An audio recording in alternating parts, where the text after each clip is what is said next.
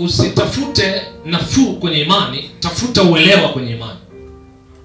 Kwa sababu kwenye imani utapewa maelekezo yanayokupa kuthibitika, ijapokuwa hayatakuwa na unafuu. Kwa sababu kuna wakati ambao imani itahitaji ufanye nje na namna unayohitaji. Kwa sababu matokeo ya imani sio mapendekezo ya mwili. Na jambo lolote la kiroho huwa linakinzana na hali ya mwili. Na ndio maana wanawafundisha prayer point hazitakiwi zitoke kwenye mazingira yenu. Kwa sababu hayawezekani kwa kuwa umeomba. Yanawezekana kwa sababu kuna imani. Hayawi mepesi ila yatawezekana. So usitafute wepesi kwenye imani, tafuta uelewa ili yawezekane kwenye kiwango cha imani.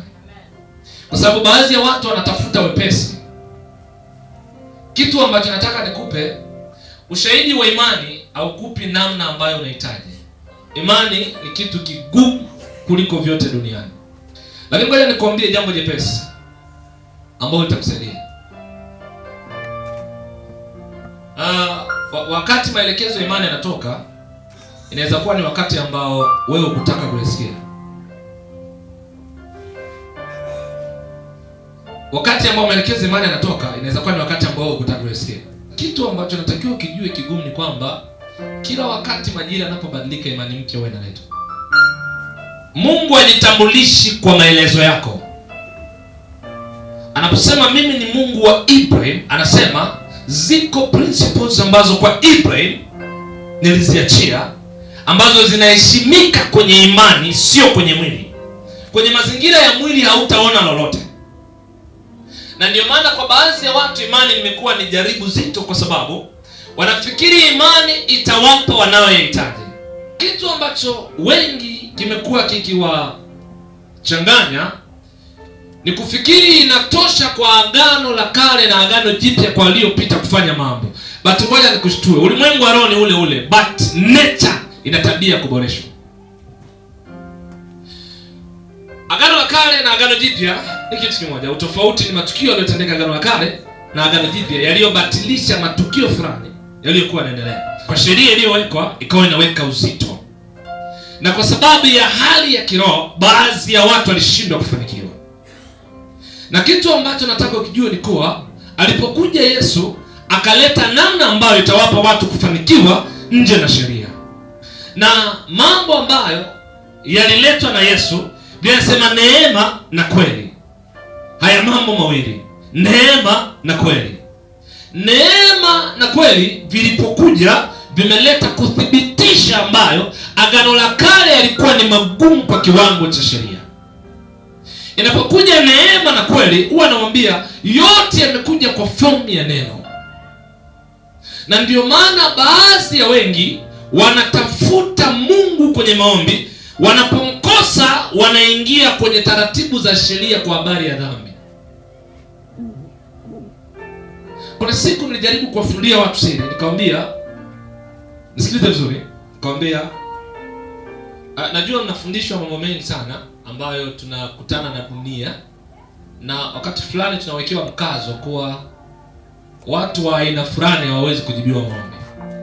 Sidio? Lakini mimi nikawa na jaribu kuweka uzito wa namna fulani. Mtumishi mmoja Mungu akasema nitakuomba uje utupe semina kanisani. Nikamwambia tumuombe Mungu kwa sababu mimi kuniita sio jambo la kimwili. Ni jambo la kiroho. Unaweza kuniita afu nikawa sina la kusema. Nikaja tukaabudu, nikarudi nyumbani.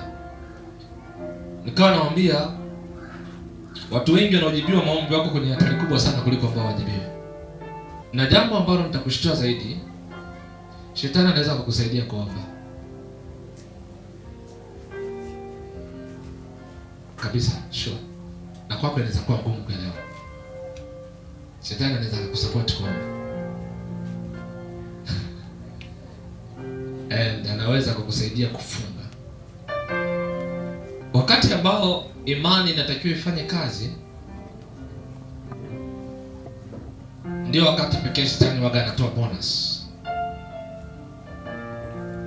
And shetani ndio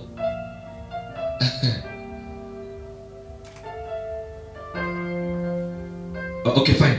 Shetani ndio anaweza kukuchukua na kupeleka kwenye uwepo wa Mungu. Na ndio maana wanaambia watu siku hizi kanisani ni mahali pa kuwa makini zaidi. katika mambo ya kiroho, kwa sababu mahali hapo wengi ufikiri ni salama, lakini nakusaidia kusoma kapo wawili watatu. Mimi nipo katikati yao, sio nafanya kazi mimi, si wao wakinisikia nitafanya. Ina maana kila katikati ya wawili watatu kuna ambaye yuko. So anatupa ushahidi, yeye huwa anakuwa katikati yao. Swali gumu la kujioji, asipokuwa yeye anakuwa nani? Na kama yeye yupo, nani huwa anakuwepo? Nikawa natoa kodi nzito kwamba Biblia inasema usiabudu miungu. So kumbe Mungu anajua kuna uwepo wa miungu mingine. But why aliacha na kufundisha? Tulia, sio siku yake. Tulia, na mahali tunaenda. So anakusaidiaje kuomba shetani? Do you know? Kuna kitu nilikuwa nasoma jana hapo nikawa hii ikoje? Why wakati wa maombi mapepo yanalipuka, wakati wa neno anasikiliza? Alikuwa anasikia neno ni nani, afu na analipuka wakati wa maombi ni nani? Nimekuja kujibu maswali na kudhibitisha imani inayohitajika. Yaani wakati anaombewa analipuka mapepo, lakini wakati wa ibada anasikia neno. Are you sure maombi yako yamekuwa na nguvu kuliko neno lako linatoka? If jibu sio hilo, nini kiliendelea katika neno na nini ambacho kimetokea wakati unaomba?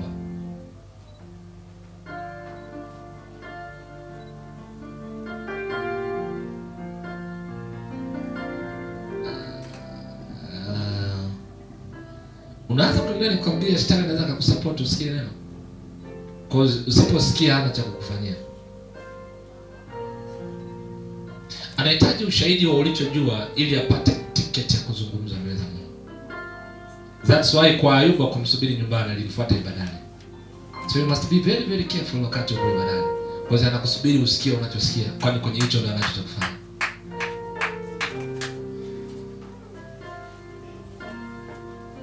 Kuna mtu niko naye kanisani? Kuna mtu niko naye madhabahuni? Yaani hana cha kufanya kabisa. That's why ambao mnawaita waharibifu hanaga cha kujifunza kwao, cause hawana cha kusikia. Na shetani anahitaji anayejua ili afanye naye kazi. Ndio maana hata Eden nilimfuata nyoka. Na ndio maana ni kitu kigumu sana leo nikifundisha, kwa sababu hapa pia nafanya huduma deliverance kwenye somo moja. Kuna mtu anafunguliwa ufahamu, kuna mtu anakombolewa ufahamu wake. Wakati ambao unasema huu ndio wakati sahihi sana wa kuombea pepo ilipuke. Kwa makini uende ukawa unalipuka nayo. Cause kama wakati wa neno haikulipuka, wakati wa maombi ndio imelipuka, wengi huwa wanasema maombi yalikuwa ni fire sana. Saa nyingine wanakuprovoke. Wanakufanya I don't know something, yaani wanakuingiza kwenye system yao itakayo kufanya uwe blocked kwenye neno and then uwe available kwenye maombi. And baadhi yetu tumekuwa active kwenye prayer but tumekuwa hatupo active kwenye neno. Na usichojua kinachojibiwa kwenye maombi ni imani iliyoko nyuma ya maombi, sio maombi yanayotangulia. Na shetani anaweza akacheza game na wewe vizuri sana wakati wa maombi. Cause anapenda maombi.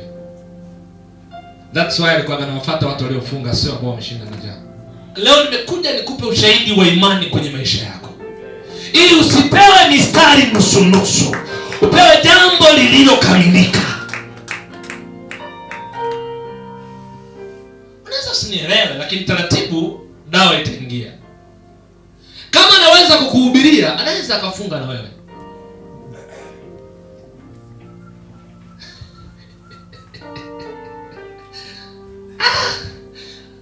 Nikikwambia kuna watu walipewaga idea za ndoa na shetani, unaweza usiniamini. But wait, ni jambo la muda. Cause kama anaweza kukuletea neno na akakwambia, sikiza. Kuna wale ambao mnachukua Biblia kama wakati mkazani.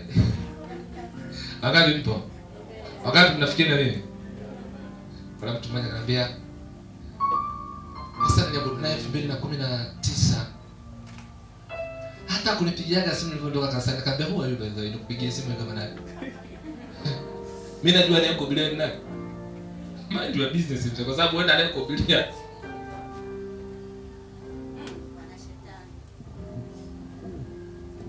Mimi nachoangalia ni sene kulia wala kushoto. nafaa kufocus.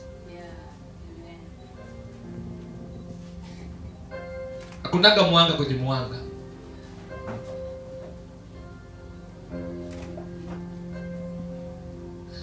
Tunga mkono. Tunga mkono.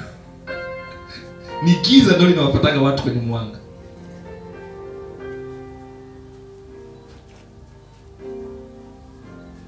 So wangapi kukazana? So lazima ujue kuwa wa kiroho kwa namna ya Mungu ni jambo salama zaidi. Na ndio maana Biblia inasema sijaribuni hizo nini? Sijaribuni hizo nini? Sijaribuni hizo nini? Kama zimetokana na nani? Kama zimetokana na nani? Bahati hatari ni kuwa hata kuzijaribu kwenyewe mnajua basi. Yesu mnajua gatu neno majaribu. Okay, fine. Akakuja shetani hapo na michongo yake mjini na akakupa ushahidi wa maandiko. Aishu utamjaribu. Wangapi mtamjaribu?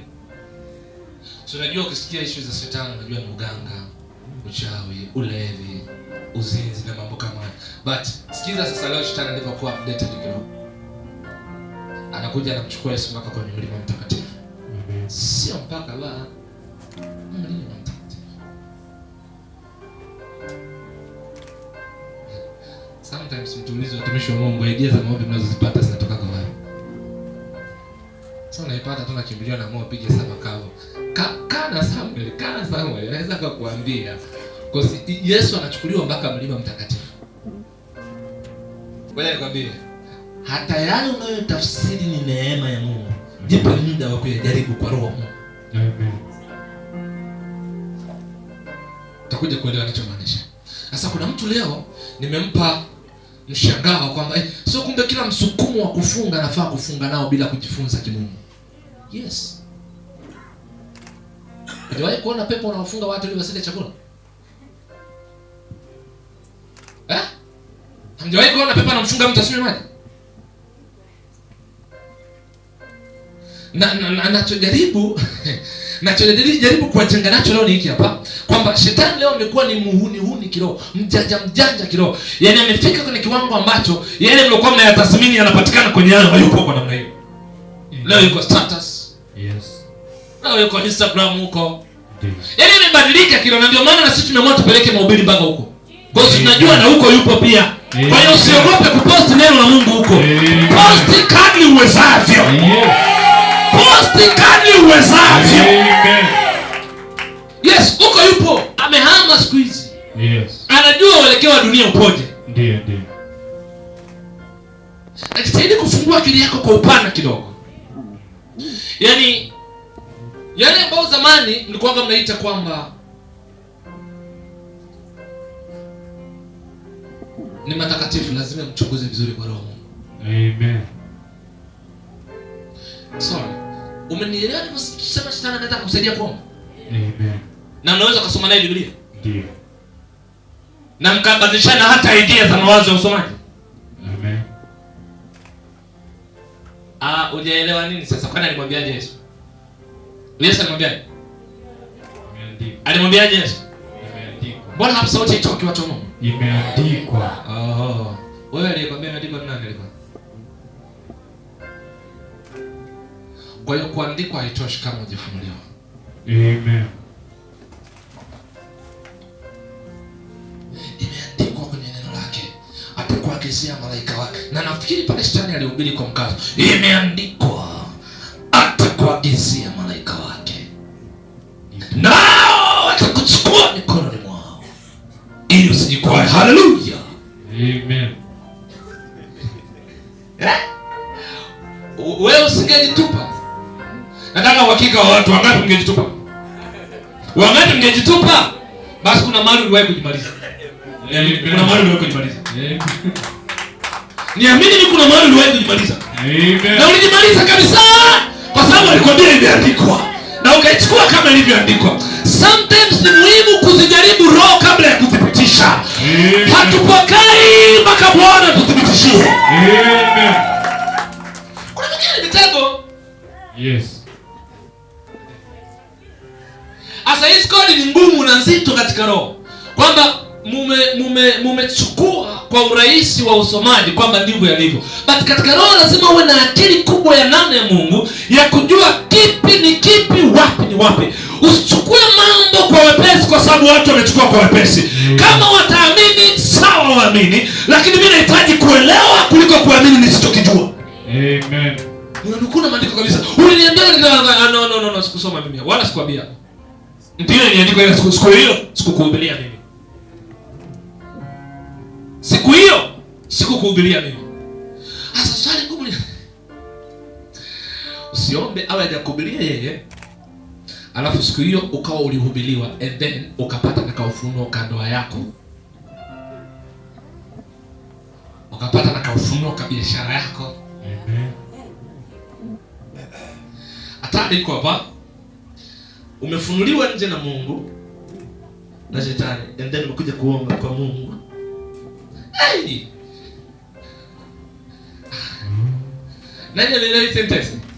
Shetani anakuambia imeandikwa and then ukaichukua kutoka kwake ukampelekea Mungu. Baba, imeandikwa, naomba unisaidie.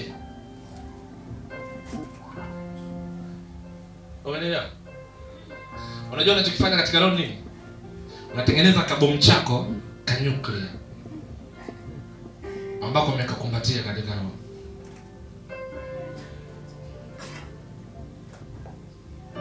So kwa makini wakati ambao wewe unasema hapa ni Mungu.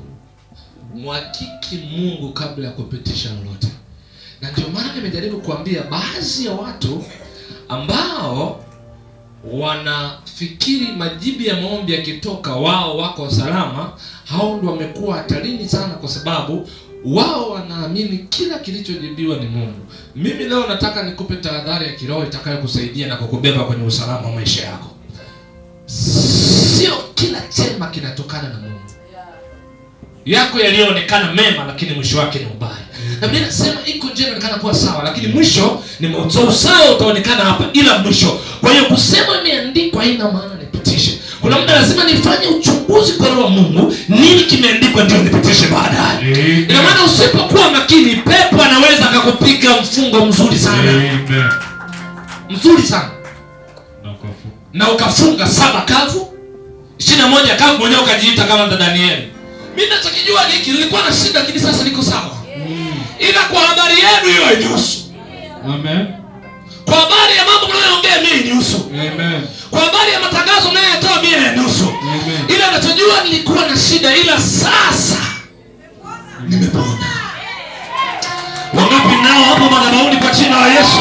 Amen. Wangapi nao kwenye neno la Mungu kwa jina la Yesu? Amen.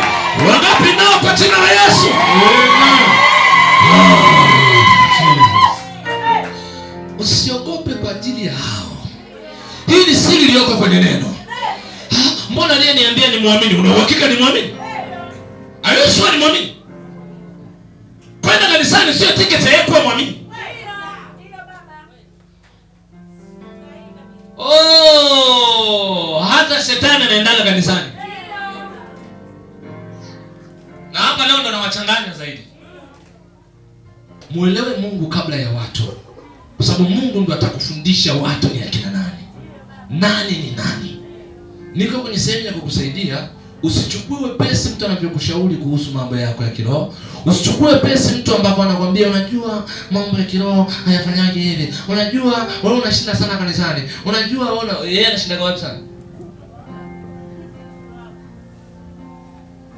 Unafunga sana utakufa, yeye anafanya nini muda wote? Kuwa makini na hao watu, kuwa makini na hao watu. Yes. Unajua na kuona sana siku hizi umeamua sana kufanya ibada sana. Nini kimekukuta? Kuwa makini na hao watu. Amen. Hii ni tangazo, kuwa makini na hao watu. Amen. Kuwa makini na hao watu. Amen. Hauna magumu, sina magumu yoyote mnioni nikiwa nimelazwa. Ninaenda najua ndani yangu kuna nini angaika nacho. Amen.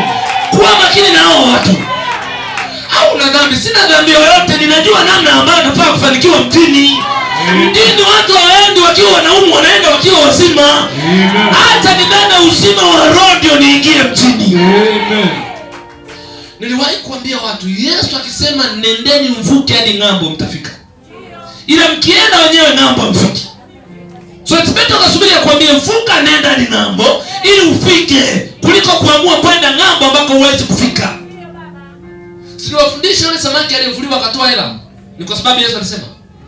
Na maana Yesu asingesema yule samaki angetoa nyama, sio hela. Kwa hiyo kumbe kwenye giza kuna watu hazina za gizani hawatakuwa nazo. Amen. Lakini kuna watu watapewa. Hii ni code ngumu.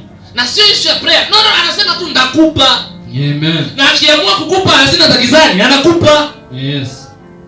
Kwa niko kwenye eneo la kukwambia kuwa makini sana. Usikimbilie mifungo bila sababu. Ndio. Usikimbilie mikesha bila sababu. Ndio, mbiu huwa zinatoka. Mwenyewe umejipatia kifungo chako cha siku 7, kaa na Mungu vizuri. Mungu vizuri. Mwelewa Mungu vizuri. Kuna magonjwa katika roho yanaga dawa. Hapo watu wanachanganya. Wanyoe mara nyingi.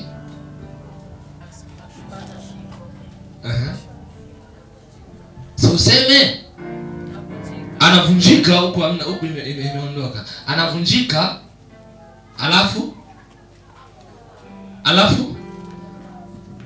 mbona kusiwasikii? Akionya mara nyingi anavunjika alafu ina maana hata akipewa haitamsaidia.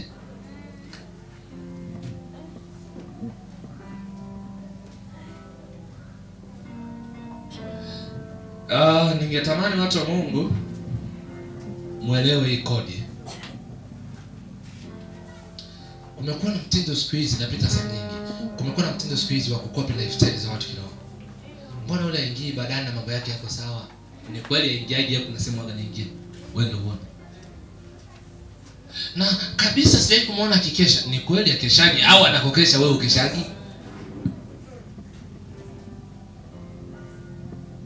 Mtumishi wewe. Hivi simuoni hata akiwa anaomba wala kufunga, lakini mwambie una uhakika aombaji wala kufunga? Unajua kwa anayemuona Elia kishusha moto, anaweza akasema huyu jamaa ana neema kubwa. Ila kwa ambaye huwa anamuona akifanya maandalizi hadi kula tu inabidi kunguru ndio watumwa, hata sema jamaa ana neema. Anasema jamaa gharama aliyotakiwa kuilipa kiroho ameilipa. Kitu pekee ambacho wanatamani watu wajifunze vizuri, kumwelewa Mungu kwa namna anayotaka, sio kwa namna ambayo tunataka. Kwa sababu namna ambayo tunataka shetani atakuja kutufundisha. Namna pekee ya kujilinda kiroho ni kumwelewa Mungu namna anayotaka, sio namna unayotaka. Kwa sababu namna anayotaka haitaintafiwa na kitu chochote. Ila namna unayotaka lazima kitatokea tu cha kuja kukusumbua. Na matamanio yangu katika roho kwa namna ya Mungu, tusipoteze kufunuliwa namna anayoikusudia. Kwa sababu wakati wote rohoni shetani huwa anasubiri uwe na namna yako.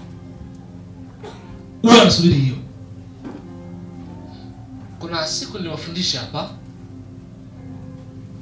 shetani akijua una njaa analeta chakula. Akijua uko single analeta mume.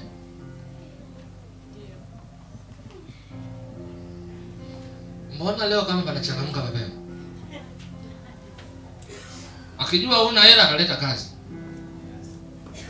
Yaani kwa faster sana. Amen. Hapo unaona anachanganya. Yaani akijua tu kuwa ueleweki. Kwa sababu labda mifumo yako ya kifedha ni migumu, ndio anakuletea tukio la kukupa pesa. Unajua Mungu kuna watu nashindwa kuwagusa kwa sababu pale Yerusalemu umewabariki. Na leo nakubariki tena. Amen. Karibu usome. Amen. Ayubu 1:6. Ilikuwa siku moja ambayo hao wana wa Mungu, hiyo siku moja ambayo wana wa Mungu walikwenda kujidhihirisha mbele za Mungu. Walienda kujihudhurisha mbele za Mungu. Shetani naye akaenda kati yao. Shetani na yeye akaenda kati yao. Alafu nyinyi mnasemaga anakuwa katikati Mungu tu. Sio maana leo nimekuja kukudhihirishia mambo kiroho yalivyo. Mwangalie ndani yako usoni. Alafu sikiliza, ukuta utasema wakusanyikapo wawili watatu Mungu yupo. The question is ni Mungu shetani ambaye wakati huo yupo. Yes. Kwa hata shetani katikati yao wanapenda kukaa. Amen. Na watu wanapendaga katikati. Na shetani alikuwa wapi? Katikati. Na Mungu anapenda kukaa wapi? Katikati. Haleluya. Amen. Mwambie jirani yako, unasikia haya mambo sasa? Unasikia? Katikati yao. Ndio.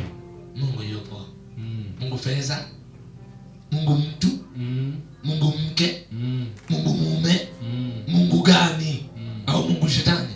Au Mungu muumba mbingu na nchi? Ndio. Biblia inasema waziwazi ya kwamba hao wana wa Mungu walipojihudhurisha mbele za Mungu, na shetani naye alikuwa kati yao. Basi usiku wenyewe mkianza kuomba, Baba kwa jina la Yesu, tunajua upo katikati yetu. Una uhakika? Una uhakika? Karibu kitu. Una uhakika yupo katikati yao? Alikuwa katikati yao ili apate kusema. Bwana akamuuliza shetani. Katikati ulipokaa mtu wa Mungu, napendaga kukaamini hapo. Akamuuliza, wewe umetoka wapi? Umekaa kwenye nafasi ambayo utakiwi kukaa.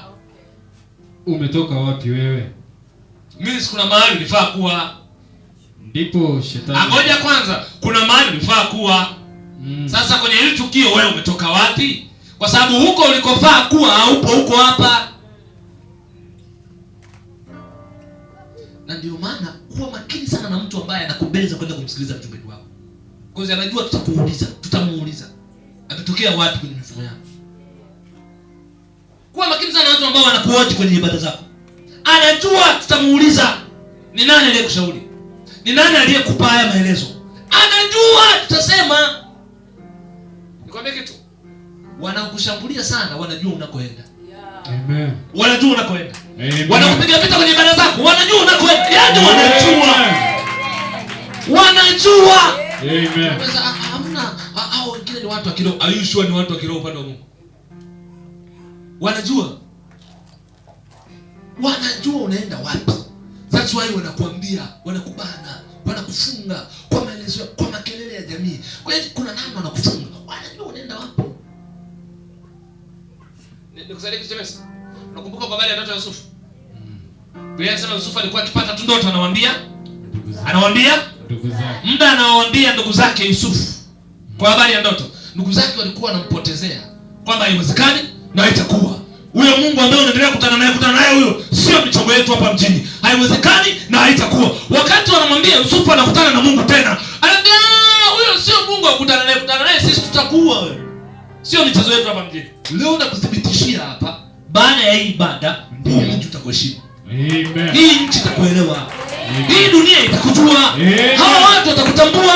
Hawa watu watakuelewa. Amen. Wanafahamu unaenda wapi, na ndio maana wanakuataka wanapokuataka. Wanajua. Wanajua huyu mama anaelekea wapi. Na ndio maana ni muhimu sana, nisikilize. Leo nimekupa sentensi zito. Hata yule unayemwitaka mpendwa katika Bwana, huu sio muda wa kumwamini. Ndio. Ule mpendwa mimi nanyokelea mikono. Hallelujah. Raundi hii akikukalisha kitako, mkae muombe. Mwambie hivi, nimekuelewa vizuri. Ndio. Ngoja nikajioje na kwa mtumishi wa Mungu. Nataka nikajioje. Na yeye anajua hivyo unavyojua au kuna tofauti? Unajua baba, ile kwenye kikundi cha maombi ndio kikundi cha nini? Sio cha majibu. Unaelewa nini sasa? Unaelewa nini? Ni kikundi cha maombi, sio cha majibu. Ndio. Cha majibu tutajua. I wish sasa Jerusalem uwe na kikundi cha majibu. Amen. Sio cha maombi, cha majibu. Amen. Watu wakija mnawapa majibu ya maswali yao. Mnawapa majibu ya maswali yao. Mnawapa majibu ya maswali yao. Amen. Andaliwa kwanza mtu wa Mungu. Umeelewa? Wewe umekaa kwa Farao miaka 40. Hujaambiwa nenda. Maandalizi yatakusema umeanza tuachie watu, waachie atakacho kufanya. Utaamini macho yako. vile vyura utaviona machoni mwako. Kwa sababu hujaandaliwa kwa kiwango cha nini cha kusema, nini cha kuongea. Yaani ndio maana unawaambia ambacho hujaandaliwa nacho sio na kielele cha kukiendea. Yaani wajipange kumaa. Tunajua Daudi akikua, tunajua atakaa kwenye kiti. Tunajua maandalizi ya Samuel yakikomaa atakaa kwenye nafasi ya ukuhani. Tunafahamu maandalizi ndio huwa yanatangulia and then kukaa kwenye nafasi baadaye. Amen. Kuna muda ni muhimu kuangaliwa kwenye neno kwa kiwango kinachohitajika kwa Roho wa Mungu kabla ya kuiendea mifumo yako duniani. Kabla ya kuendea mambo yako mjini. Andaliwa huku nyuma huku. Amen. Mbona kuna muda utaangalia kuwakemea ukipita tu kivuli shwa shwa. Amen.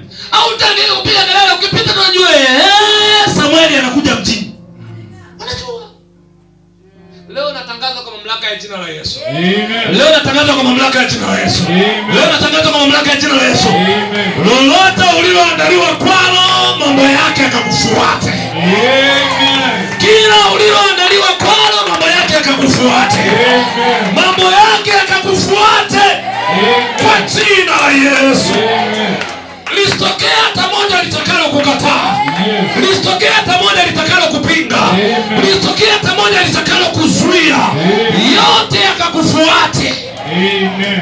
Kinachowasumbua wengi wakishafundishwa na Mungu wanaenda kutafuta ushauri kwa watu. Hujawahi kufundishwa neno and then ukaenda kuomba ushauri kwa mtu akakwambia haiko hivyo. Hujawahi kufundishwa neno na ukaona lina matokeo and then ukaenda kuomba ushauri kwa mtu ambaye unaona ni muamini. Akakwambia haiko hivyo. Nimewahi. Asa watu wasijua kiroho, Mungu anaweza akatufundisha kitu ambacho wewe hajawahi kufundisha. Kwa sababu ya tukio nalo liendelea. Mimi nikiwa kama Ibrahim nitakachofundishwa, nikija kuomba ushauri kwako utakataa because wewe una experience nacho.